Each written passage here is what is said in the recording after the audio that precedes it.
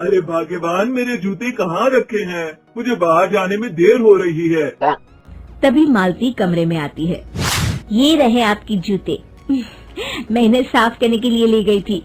अरे वाह, तुम कितनी समझदार हो। मेरे बिना कुछ कहे ही सारे काम कर देती हो। तभी मालती झिझकते हुए रमेश से कहती है, सुनिए जी, आपसे एक बात कहूँ, बुरा तो नहीं मानेंगे ना? अरे नहीं नहीं, बेफिक्र होकर कहो। शादी से पहले मैं अपने मायके में नौकरी करती थी। मैं चाहती हूँ कि अब मैं फिर से नौकरी करना शुरू कर दूँ। वैसे भी सारा दिन घर में बोर हो जाती हूँ।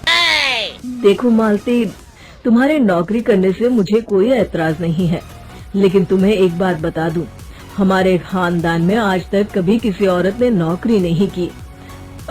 फिर भी एक बार तुम माँ से पूछ कर देखो, अगर वो तुम्हें नौकरी करने की इजाजत दे देती है तो अच्छी बात है। रमेश वहाँ से चला जाता है। फिर उसी शाम मालती अपनी सास के पैर दबा रही होती है। तभी उसकी सास मालती से कहती है, अरे क्या बात है बहू, आज तो ठीक तरह से मेरे पैर नहीं दबा रही। किसी ख्याल में खोई पड़ी है क्या? मैं भी तो जानूं आखिर बात क्या है। दरअसल वो माँ जी। अरे हाँ हाँ बोलो, इतना सोच क्यों रही हो? माँ जी, अगर आप बुरा न माने तो मैं नौकरी करना चाहती हूँ। घर के काम करने के बाद मेरे पास काफी वक्त बच जाता है।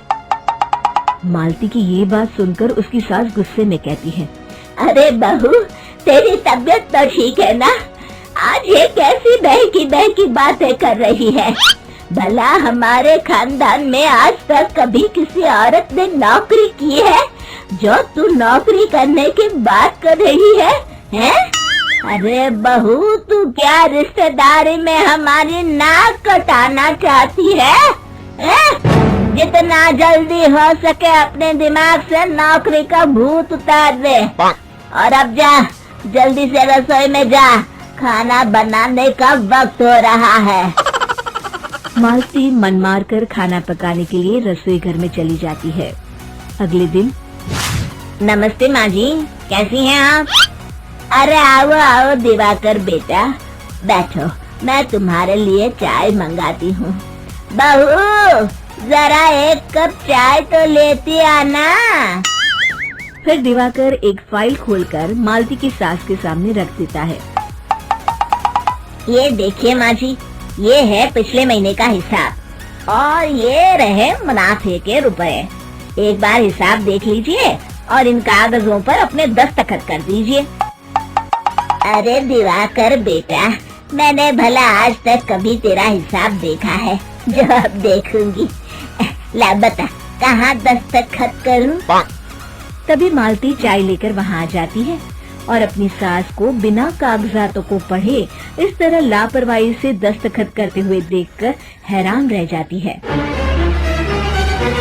अच्छा माँ जी, अब मैं चलता हूँ, फैक्ट्री में बहुत काम है। फिर दिवाकर वहाँ से चला जाता है।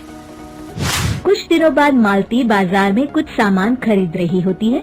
तभी एक बूढ़ा आदमी उसे आवाज देता है, अरे मालती बेटी, कैसी हो? मुझे पहचाना? मैं तुम्हारी कंपनी में मुनीम का काम करता हूँ। हाँ चाचा जी, मैं आपको बिल्कुल पहचानती हूँ। कहिए, कैसे हैं आप? मैं तो ठीक हूँ। कंपनी में कुछ भी ठीक नहीं चल रहा, यहाँ तक कि हमें ठीक वक्त पर तनख्वाह भी नहीं मिलती। ये आप क्या कह रहे हैं? अब क्या बताऊँ, आप लोग तो कभी हिसाब किताब देखने दफ्तर आते नहीं। मेरी मानो तो एक बार आप लोग दफ्तर आकर सारा हिसाब किताब देख लो, आपको असलियत पता चल जाएगी। अच्छा बेटी, अब मैं चलता हूँ, देर हो रही है। फिर वो बूढ़ा वहाँ से चला जाता है। वहीं दूसरी तरफ मालती घर पहुंचकर अपनी सास को सारी बात बताती है। तभी वहाँ रमेश भी आ जाता है, लेकिन मालती की सास मालती की किसी भी बात पर विश्वास नहीं करती।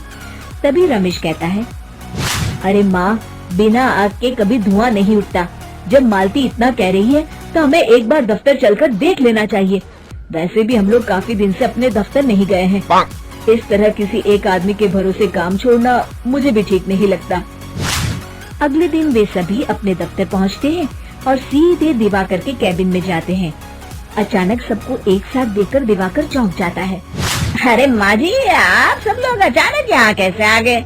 अगर कुछ काम था तो मुझे एक फोन कर दिया होता, मैं आपके घर आ जाता। तभी मालती की सास कहती है, अरे दिवाकर बेटा, आज मैं हिसाब देखने दफ्तर आई हूँ, जरा मुझे पिछले 6 महीनों का हिसाब दिखाना तो बेटा। दिवाकर घबराते हुए हिसाब की फाइल मालती की सास को देता है। मालती की सास फाइल लेकर मालती को देती है और कहती है, ले बहू, देख ले हिसाब। मालती फाइल को बड़े गौर से देखती है और अगले ही पल उसे सारी गड़बड़ी समझ में आ जाती है। वो अपनी सास से कहती है, माँ जी, मुनीम चाचा बिल्कुल सही कह रहे थे। हमारी कंपनी में पिछले 6 महीनों में जितना मुनाफा हुआ है, हमें उसका आधा पैसा भी नहीं मिला। क्यों समझ लीजिए कि 1 रुपये में सिर्फ चवन्नी ही हमारे हाथों में आई है। मालती की बातें सुनकर मालती की सास गुस्से से दिवाकर को पूछती है, क्यों दिवाकर, मेरी बहू जो कह रही है वो सच है? दिवाकर समझ जाता है आज उसका भांडा फूट चुका है। वो गिड़गिड़ाते हुए कहता है, मुझे माफ कर दीजिए माँ जी, मैं पैसों के लालच में अंधा हो गया था। अरे वाह दिवाकर, तू तो 1 नंबर का चोर निकला। इतने दिनों से मैं तुझ पर आंख बंद करके भरोसा करती रही और तू मुझे ही चुना लगाता रहा।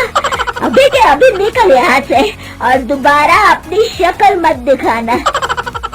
दिवाकर वहाँ से भाग जाता है। मालती की सास मालती को शाबाशी देते हुए कहती है, बहू, आज मैं समझ गई कि पढ़ाई लिखाई हमारी जिंदगी में कितनी जरूरी है।